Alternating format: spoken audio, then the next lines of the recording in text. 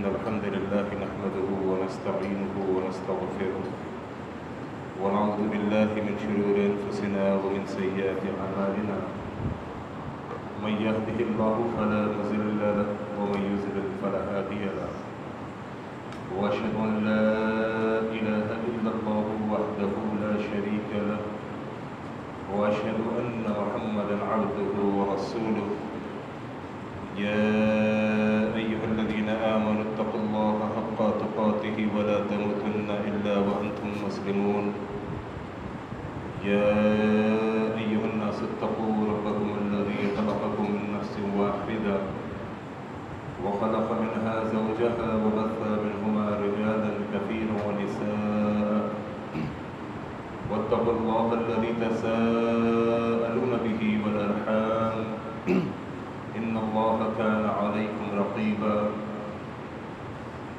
يا أيها الذين آمنوا اتقوا الله وقولوا قولا سديدا يصلح لكم أعمالكم ويغفر لكم ذنوبكم ومن يطع الله ورسوله فقد فاز فوزا عظيما أما بعد فإن خير الحديث كتاب الله وخير الهدي هدي محمد صلى الله عليه وسلم وشر الأمور محدثاتها وكل محدثة بدعة وكل بدعة ضلالة وكل ضلالة في النار. قال الله تعالى في القرآن المجيد والفرقان الحميد: أعوذ بالله السميع العليم من الشيطان الرجيم.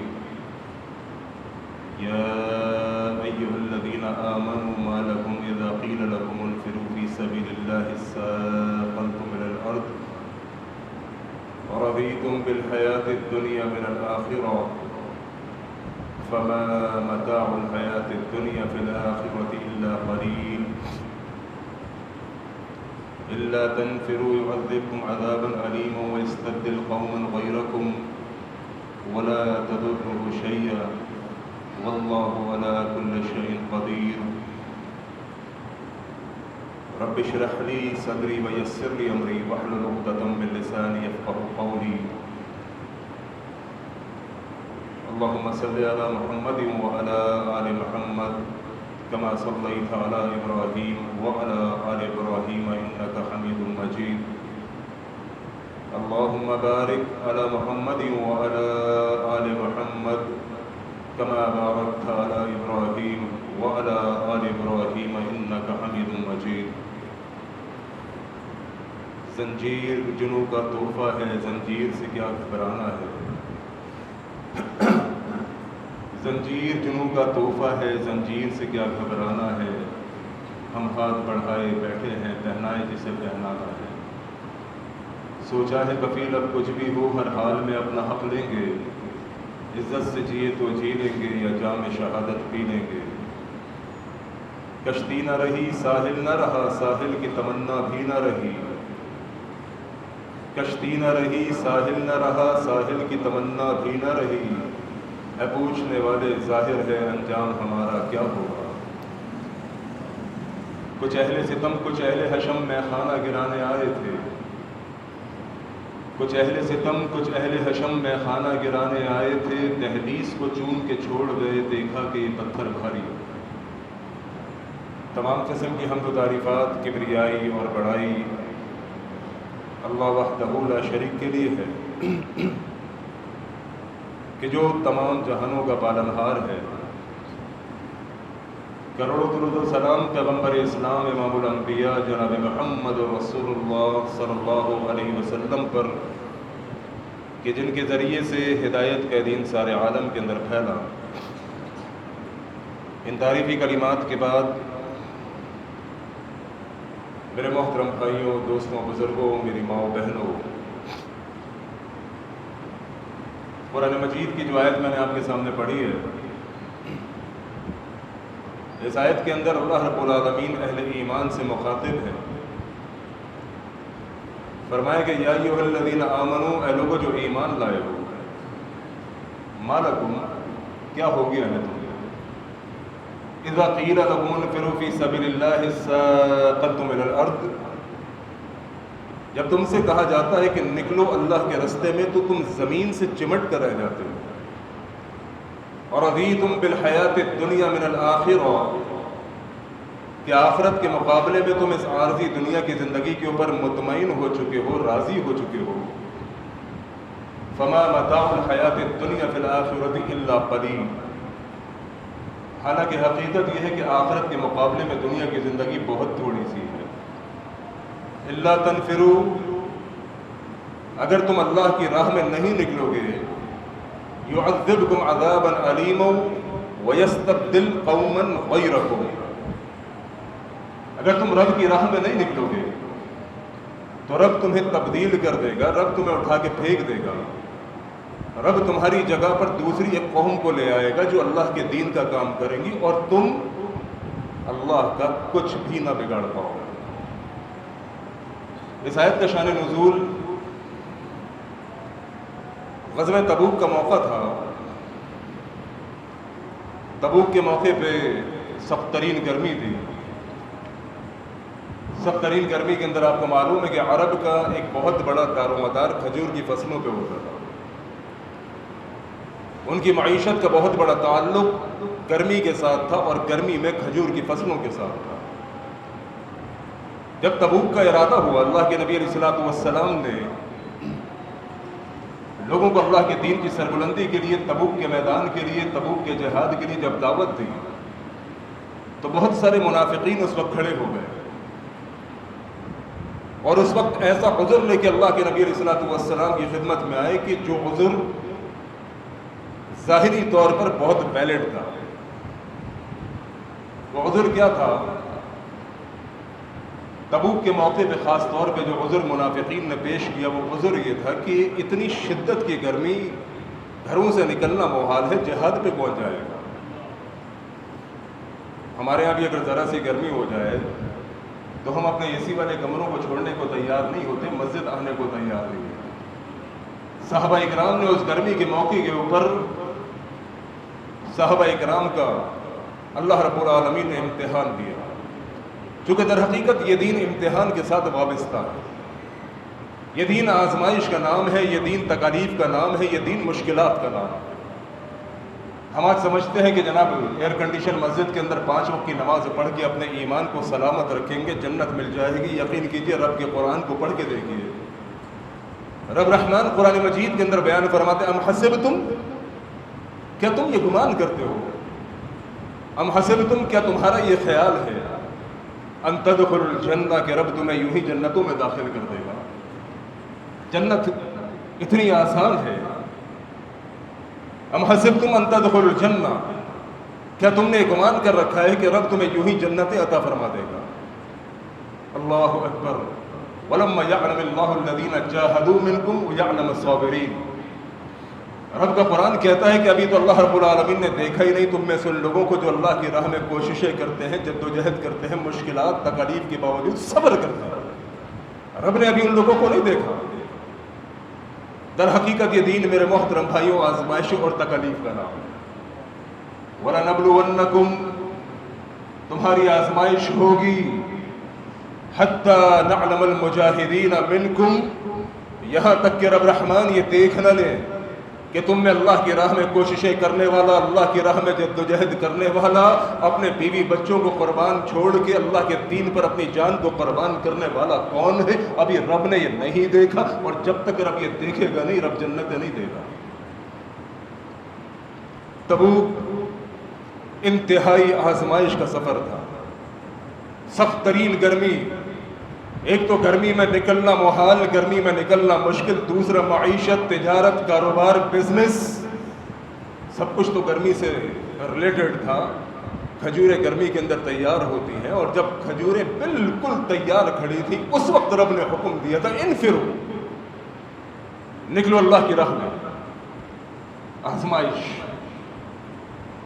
اصل میں دین آزمائش کا نام ہے. رب رحمان آزماتے ہیں، کبھی جان کے ذریعے، کبھی مال کے ذریعے، کبھی بیوی بچوں کے ذریعے، کبھی کنبے قبیلے کے ذریعے. رب اصل میں دیکھنا چاہتا ہے کہ تمام کی تمام چیزیں ایک طرف اور رب کی محبت ایک طرف. جو ان تمام مراحل کے اندر ثابت قدم رہتا ہے، یقین کیجئے جنت اس کو ملتی ہے.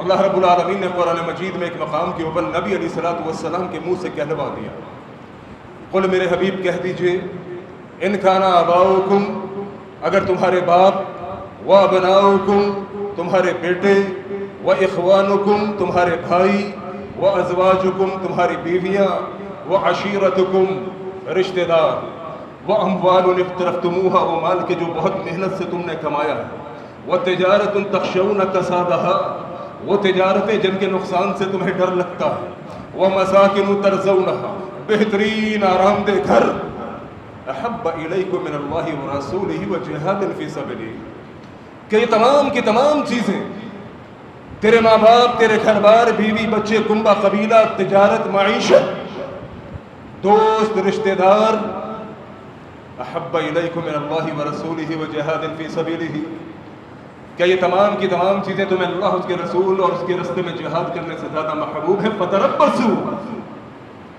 اگر یہ حقیقت ہے، اگر ایسا ہی ہے کہ تمہیں رب سے زیادہ کاروبار سے محبت، اگر یہ بات درست ہے کہ رب سے بڑھ کر تمہیں اپنی تجارت سے محبت، اگر یہ بات درست ہے کہ رب رسول سے بڑھ کے، اس کی راہ میں جہاد سے بڑھ کے اگر تمہیں اپنی جان سے محبت، میرا رب قرآن میں کہتا ہے پھر انتظار کرو یہاں تک کہ رب کا عذاب تم پر نہ آ جائے۔ رب رحمان اصل میں آزمائش کے ذریعے سے لوگوں کو کھرے کھوٹوں کو الگ کرتا ہے۔ تبوک کا مارکا فیصلہ کن مارکا تھا۔ تبوک کے مارکے میں اللہ رب العالمین یہ دیکھنا چاہتے تھے کہ کھرا کھوٹے میں فرق کیا ہے، مسلمان کون، منافق کون۔ اصل میں اس وقت تک اسلام کو ثابت کرنا، اپنے ایمان کو ثابت کرنا بہت آسان ہوتا ہے جب تک یہ میٹھا میٹھا ہوتا ہے، جب تک کہ اسلام، یہ ایمان انتہائی سادہ سا ہوتا ہے، آسان سا ہوتا ہے، اس وقت تک اس کی ثابت کرنا بہت آسان ہوتا ہے۔ جب آزمائشیں آتی ہیں، مشکلات آتی ہیں، پریشانیاں آتی ہیں، جب جھیلیں آتی ہیں، ہتھکڑی آتی ہیں، اس وقت معلوم چلتا ہے کہ کون رب کے دین کے اوپر ثابت قدم ہے اور کون رب کے دین کے لیے صرف ایک ٹائم پاس کر رہا تھا۔ بھائی تھوڑا سا ایگو معمولی سا کھولیں، آواز کا پھر گلے کا زور لگتا ہے، معمولی سا کھولتے ہیں، زیادہ نہ کھولیں لیکن معمولی سا کھولتے ہیں۔ اللہ رب العالمین نے تبوک کے موقع کے اوپر یہ آزمائش لوگوں کے ساتھ کی، سخت ترین گرمی، تھوڑا سا کم کر دیجیے میرے، معمولی سا کم کر دیجیے، سخت ترین گرمی کے اندر اللہ رب العالمین نے اہل ایمان کو حکم دیا، انفروا خفافا وثقالا، نکلو اللہ کے راستے میں، چاہے طاقتور ہو یا کمزور۔ مسلمان کے اوپر ایک وقت میں دو ہی کنڈیشن ہوتی ہیں، تیسری کوئی نہیں، یا تو وہ طاقتور ہوتا ہے یا وہ کمزور ہوتا ہے، یا وہ تندرست ہوتا ہے یا وہ بیمار ہوتا ہے، یا وہ غریب ہوتا ہے یا وہ امیر ہوتا ہے، تیسری کوئی کنڈیشن نہیں ہوتی۔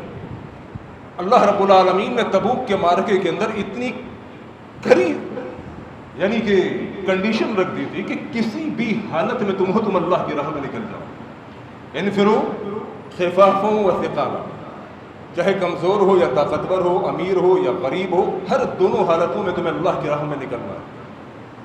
اب جو مومن تھے وہ تیار ہو گئے، حالانکہ تبوک کے مارکے کے وقت گرمی شدت کی تھی، کھجور کی فصلیں تیار تھی اور ان کی پورے سال کی جو معیشت ہوتی ہے اس کا دار و مدار کھجور کی فصلوں پہ تھا، لیکن رب سے بڑھ کر کچھ نہیں، چونکہ انہوں نے قرآن پڑھا ہوا تھا، ان کان آباؤکم و ابناؤکم و اخوانکم و ازواجکم و عشیرتکم و اموال اقترفتموها و تجارت تخشون کسادها و مساکن ترضونها۔ میرے نبی کے ماننے والے صحابہ کرام نے رب کے قرآن کو پڑھا ہوا تھا کہ رب نے کہا تھا کہ اگر تمہارے ماں باپ، کنبہ قبیلہ، معیشت، کاروبار اگر رب سے، اس کے راستے میں جہاد سے، اس کے رسول سے زیادہ محبوب ہوگا پھر اللہ کا عذاب آئے گا۔ میرے نبی علیہ الصلوۃ والسلام کے صحابہ تمام تر مشکلات کے باوجود کہ سخت ترین گرمی تھی، معیشت داؤ پہ لگی ہوئی تھی، اگر کھجور کو نہیں اتاریں گے تو معیشت تباہ ہو جائے گی، فصل خراب ہو جائے گی۔ ابھی میں پنجاب سے آیا ہوں، وہاں پر گندم لگی ہوئی تھی، بارشیں بھی ہو رہی تھی، آندھی بھی آ رہی تھی، بڑے پریشان تھے وہ لوگ، چونکہ ان کی بھی پورے سال کی معیشت کا دار و مدار اس گندم پر ہوتا ہے۔ اب اس موقع کے اوپر دور حاضر کے اندر میں سوچنے لگا، جس وقت گندم کی کٹائی کا وقت تھا، اگر میں ان کو کہتا یا کوئی مجھے کہتا، کیونکہ سب سے کمزور مسلمان تو میں خود ہوں، اللہ ہم سب کو طاقتور مومن بنائے، ہم سب کو وہ مومن بنائے کہ جو اللہ کی رضا کے لیے، اس کے دین کے لیے سب کچھ قربان کرنے والے ہوں۔ اگر اس وقت جب گندم کی کٹائی ہو رہی تھی، اگر کوئی ان کو کہتا کہ چھوڑو اس کام کو، اللہ کی راہ میں نکلو، یقین کرو ہمارے ایمان کا پول کھل جاتا، ہم میں کون مومن کون منافق اسی وقت معلوم چل جاتا۔ یہ تو شکر کرو اللہ کی قسم، رب اس دور میں مسلمانوں کے اوپر قرآن کو نہیں اتارتا، نبی موجود نہیں، ورنہ نبی کو تو وحی کے ذریعے معلوم چل جاتا تھا کون منافق ہے کون مسلمان ہے۔ شاید اگر وہی کنڈیشن وہی دور ہمارے اوپر آتا تو نہ جانے ہم کہاں پر کھڑے ہوتے۔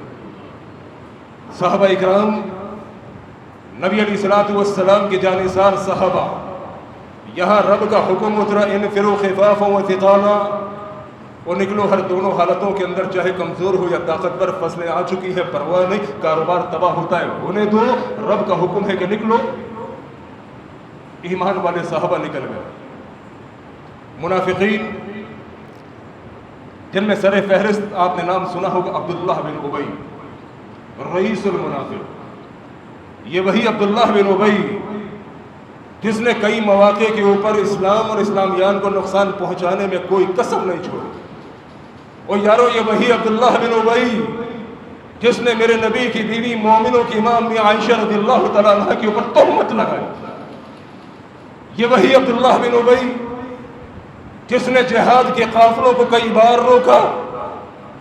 آج بھی جب رب کا حکم اترا انفروا خفافا وثقالا، اور نکلو اللہ کی راہ میں نکلو، ہلکے ہو یا بوجھل نکلو، کمزور ہو یا طاقتور نکلو، تندرست ہو کے بیمار ہو نکلو، آج عبداللہ بن ابی کے نفاق کا پول کھل گیا۔ رب نے کیا حکم دیا؟ انفروا، نکلو۔ یہ عبداللہ بن ابی کھڑا ہو گیا اور رب کے حکم کے مقابلے میں کہنے لگا لا تنفروا، نہیں نکلنا۔ رب کہنے لگا انفروا، یہ بدبخت ملعون عبداللہ بن ابی رئیس المنافق کہنے لگا اور لا تنفروا فی الحر۔ دیکھتے نہیں کتنی شدت کی گرمی ہے، اتنی شدت کی گرمی میں نکلو گے، جھلس جاؤ گے۔ وہ تبوک کا مارکا بڑا طویل مارکا ہے، بڑا لمبا سفر ہے، وہ پریشان ہو جاؤ گے۔ یہ محمد صلی اللہ علیہ وسلم تمہیں ہلاکت میں ڈالنا چاہتے ہیں۔ لا تنفروا فی الحر، نہ نکلنا گرمی کے اندر۔ دیکھتے نہیں ہو کھجور کی فصلیں تیار ہیں، اگر نکلو گے معیشت تباہ ہو جائے گی، کاروبار تباہ ہو جائے گا۔ اس گرمی کے اندر سفر انتہائی مشقت، پریشان ہو جاؤ گے، دھوپ میں جھلس جاؤ گے۔ لا تنفروا فی الحر، صحابہ کو روکنے لگا، اہل ایمان کو روکنے لگا۔ رب نے قرآن اتار دیا قل نار جہنم اشد حرا۔ اے نبی اس عبداللہ بن ابی کو بتا دیجئے جو آج دنیا کی گرمی کی وجہ سے نہ خود اللہ کی راہ میں نکلتا ہے نہ دوسروں کو نکلنے دیتا ہے۔ ہوتے ہیں نا کچھ لوگ نہ خود نیک کام کریں گے نہ دوسروں کو کرنے دیں گے۔ یہ عبداللہ بن ابی رئیس المنافق، اس کا وہی حساب تھا، نہ خود نکلنے پر راضی تھا اللہ کے قرآن کے صدا کے اوپر، نہ نبی کی پکار کے اوپر، نہ دوسروں کو نکلنے دینا چاہتا تھا۔ رب کہتا تھا انفروا، یہ بدبخت کہتا تھا لا تنفروا۔ رب نے قرآن اتارا قل میرے حبیب کہہ دیجئے اس بدبخت عبداللہ بن ابی کو بتا دیجئے جہنم کی آگ بہت خطرناک ہے۔ اس جرم کے اندر کہ تو نہ خود نکلتا ہے نہ لوگوں کو نکلنے دیتا ہے۔ اس جرم کے اندر جب کل قیامت کے دن رب رحمان تجھے جہنم کی ہلاکیوں میں ڈالے گا، جب جہنم کا تو ایندھن بنے گا، تب تجھے معلوم چلے گا نار جہنم اشد حرا، کہ جہنم کی آگ تو دنیا کی آگ سے زیادہ گرم ہے۔ صحابہ اکرام، اہل ایمان، میرے نبی علیہ الصلوۃ والسلام کے مارنے والے، میرے نبی علیہ الصلوۃ والسلام کے شیر بہادر صحابہ، اللہ اکبر، وہ نکلنے کو تیار ہو گئے۔ میرے نبی کے ماننے والے، اللہ، جب صحابہ اکرام میدان میں جمع ہوئے، تبوک کے میدان کے اندر، وہاں پہ جا کے نبی علیہ الصلوۃ والسلام نے جب مجمع کے اوپر، قافلے کے اوپر نگاہ ڈالی، ہاں یہ بھی آیا ہوا ہے، وہ بھی آیا ہوا ہے، فلاں صحابی بھی موجود، وہ یہ بھی موجود۔ اس وقت اللہ کے نبی علیہ الصلوۃ والسلام کی نگاہیں کعب بن مالک رضی اللہ تعالیٰ عنہ کو ڈھونڈ رہی تھی۔ کعب بن مالک، آپ کو معلوم ہے نا، 3 صحابہ تبوک کے مارکے سے پیچھے رہے، ایک مرارہ بن ربیعہ رضی اللہ تعالیٰ عنہ، ایک ہلال بن امیہ رضی اللہ تعالیٰ عنہ، اور ایک کعب بن مالک رضی اللہ تعالیٰ عنہ۔ یہ تین صحابی تھے جو تبوک کے میدان سے پیچھے رہے، اور پیچھے رہنے کی وجہ اللہ کی قسم منافقت نہیں، پیچھے رہنے کی وجہ بزدلی نہیں، پیچھے رہنے کی کچھ وجوہات ایسی تھی کہ کعب بن مالک رضی اللہ تعالیٰ عنہ فرمانے لگے کہ میرے پاس تیز طاقتور گھوڑا موجود ہے۔ جب مسلمانوں کو لشکر تبوک کے مارکیٹ کے لیے نکل رہا تھا تو کعب بن مالک رضی اللہ تعالیٰ عنہ فرماتے ہیں اللہ کی قسم دل میں اس کے سوا کچھ نہیں کہ میرے پاس تو تیز رفتار سواری موجود ہے، میں صحابہ سے پہلے انشاءاللہ اپنی تیز رفتاری سوار کے اوپر بیٹھ کر تبوک کے میدان میں پہنچ جاؤں گا۔ لیکن فرمانے لگے بس سستی کہ آج نکل جاؤں گا، کل نکل جاؤں گا، کھجور اتر جائے تب نکل جاؤں گا، حتیٰ کہ تبوک کے مجاہدین واپس آ گئے، کعب بن مالک نہیں نکل سکے۔ منافقت کی وجہ نہیں، رب نے اللہ کی قسم ان کے ایمان کی گواہی قرآن میں دی۔ ابھی ایک دو دن پہلے ایک بدبخت ایک ملعون کا کلپ سن رہا تھا، صحابہ اکرام پہ بھوک رہا تھا۔ یہ عمر فاروق رضی اللہ تعالیٰ عنہ میرے زبان سے وہ کوئی بھی کعب بن مالک سے بات نہیں کرے گا۔ کعب بن مالک کا مکمل سوشل بائیکاٹ، اللہ اکبر کبیرہ۔ کعب بن مالک فرماتے اللہ کی قسم یہ دنیا مجھ پر تنگ ہونے لگی، اور سارے کے سارے صحابہ جو کعب بن مالک کے دوست تھے، پڑوسی تھے، اڑوس پڑوس میں رہنے والے، سلام دعا کرنے والے، وہ دوست رشتہ دار کنبے قبیلے والے، سب کے سب نے بائیکاٹ کر دیا۔ کعب بن مالک فرماتے ہیں میں نے اپنے چچزاد بھائی کو سلام کیا، فرماتے اللہ کی قسم اس نے میرے سلام کا جواب نہیں دیا۔ فرماتے کہ میں مسجد میں آتا، نماز پڑھتا، اللہ کے نبی سلام پھیرتے، میں اللہ کے نبی کی طرف دیکھتا، اور کئی بار فرماتے میں نے دیکھا کہ اللہ کے نبی میری طرف دیکھ رہے ہوتے، لیکن جب میں اللہ کے نبی کی طرف دیکھتا اللہ کے نبی اپنی نگاہوں کو دوسری طرف پھیر لیتے۔ کہنے لگے نبی علیہ الصلوۃ والسلام جب اللہ کے نبی نے مجھ سے بات چیت کرنا چھوڑ دی، اللہ کے نبی نے میری طرف دیکھنا چھوڑ دیا، فرمانے لگے یہ دنیا یہ زمین مجھ پر تنگ ہونے لگی۔ کہنے لگے کوئی مجھ سے بات نہیں کرتا، کوئی میرے سلام کا جواب نہیں دیتا۔ وقت گزرتا رہا، اللہ کے نبی نے کہا ان کی بیویوں کو بلایا اور کہا تم بھی اب کعب بن مالک کا بائیکاٹ کرو، اب تم میں بھی کوئی کعب بن مالک سے بات نہیں کرے گی۔ بیویوں نے بھی اللہ اکبر، اور یہی تو محبت کا ثبوت، بیوی بچے کنبہ قبیلہ شوہر سب کچھ قربان، ایک رب کے لیے، ایک نبی کے لیے، اللہ اکبر۔ یہی اسلام پیغام دیتا ہے کہ رب کے لیے، رحمان کے لیے، رسول کے لیے بیوی بچوں کو چھوڑنا پڑے چھوڑ دیا جائے گا، وہ خاوند کو چھوڑنا پڑے چھوڑ دیا جائے گا، لیکن رب کو رسول کو نہیں چھوڑا جا سکتا۔ بیویوں کو کہا کہ تم بھی اب کعب بن مالک کا بائیکاٹ کر دو، ہلال بن امیہ کا بائیکاٹ کر دو۔ بیویوں نے بھی بائیکاٹ کر دیا۔ اب بیوی ابھی بات کوئی نہیں کرتی۔ اللہ کے نبی علیہ الصلوۃ والسلام نے مزید ایک فرمان جاری کیا، ان کی بیویوں کو بلایا تینوں کو، اور کہا کہ اب آپ تینوں اپنے خاوندوں کو چھوڑ کر، اپنے شوہروں کو چھوڑ کر اپنی ماؤں کے گھر چلے جائیں، کوئی بھی بیوی اب ان کے ساتھ نہیں رہے گی۔ مسلسل زمین تنگ ہوتی گئی، وہ جرم کیا تھا اللہ کی قسم، ایک جہاد سے، ایک غزوے سے پیچھے رہنا۔ ہلال بن امیہ رضی اللہ تعالیٰ عنہ بوڑھے صحابی تھے، ان کی بیوی اللہ کے نبی کے پاس آئی، کہنے لگی اللہ کے نبی ہلال بوڑھے، اللہ کے نبی ہلال بوڑھے، نہ وہ خود سے کپڑے تبدیل کر سکتے ہیں، نہ دھو سکتے ہیں، نہ اللہ کے نبی کھانا بنا سکتے ہیں، اللہ کے نبی وہ تو بوڑھے۔ ایک ان کی بیوی کو اجازت ملی، ٹھیک ہے، لیکن صرف اس حد تک کہ ہلال کی خدمت کرو گی، بات چیت کوئی نہیں، تعلقات کوئی نہیں۔ اور رب کا حکم آیا تھا انفروا خفافا وثقالا، رب کا حکم آیا تھا کہ ہلکے ہو یا کمزور نکلو، رب کا حکم آیا تھا کہ جس حالت میں بھی ہو نکلو، انہوں نے بہت بڑی غلطی کی ہے، سزا ملے گی۔ صرف ایک ہلال بن امیہ رضی اللہ تعالیٰ عنہ کہ بیوی کو اجازت ملی کہ ان کے ساتھ رہ لیں، باقیوں کی بیویوں کو بھی گھروں کو بھیج دیا گیا۔ کعب بن مالک رضی اللہ تعالیٰ عنہ فرماتے ہیں اسی بیچ میں کافروں کے بادشاہ کا خط میرے پاس آیا۔ جب سب نے بات چیت بند کر دی، سوشل بائیکاٹ ہو گیا، پورے مدینہ کے اندر کوئی کعب بن مالک سے سلام لینے والا نہیں۔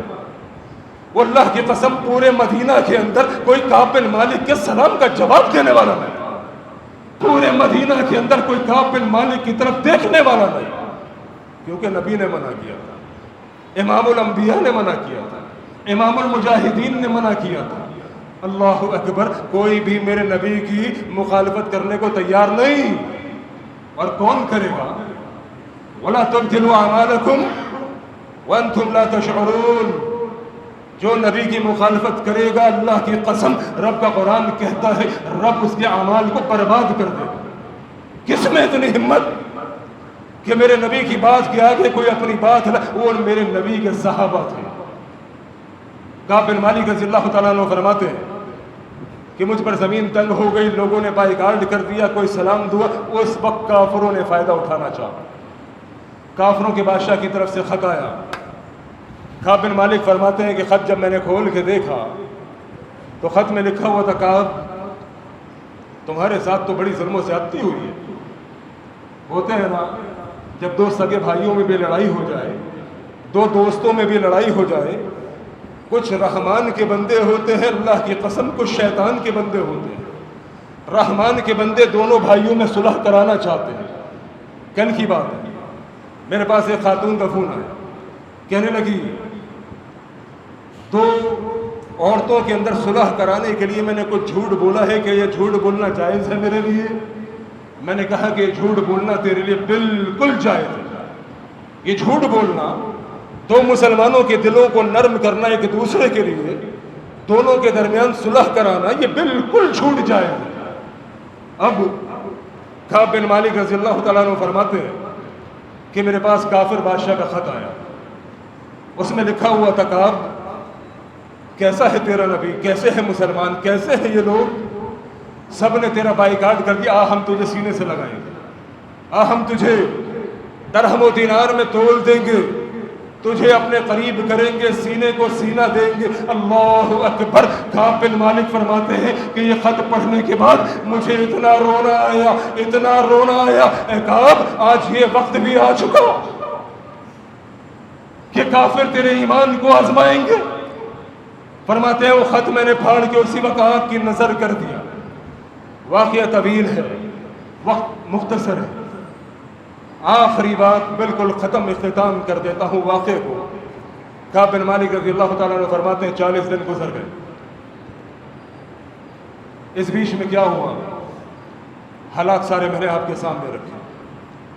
ایک غزوے سے پیچھے رہنے کی وجہ سے کعب بن مالک رضی اللہ تعالیٰ عنہ کا یہ حال ہوا، اور یاروں آج رب کے کتنے احکامات کو ہم نے چھوڑ دیا، رب کے فرض کردہ کتنے احکامات سے ہم نے منہ موڑ لیا۔ اللہ کی قسم اگر نبی ہوتے تو شاید ہمارے چہرے کی طرف دیکھتے بھی نہیں۔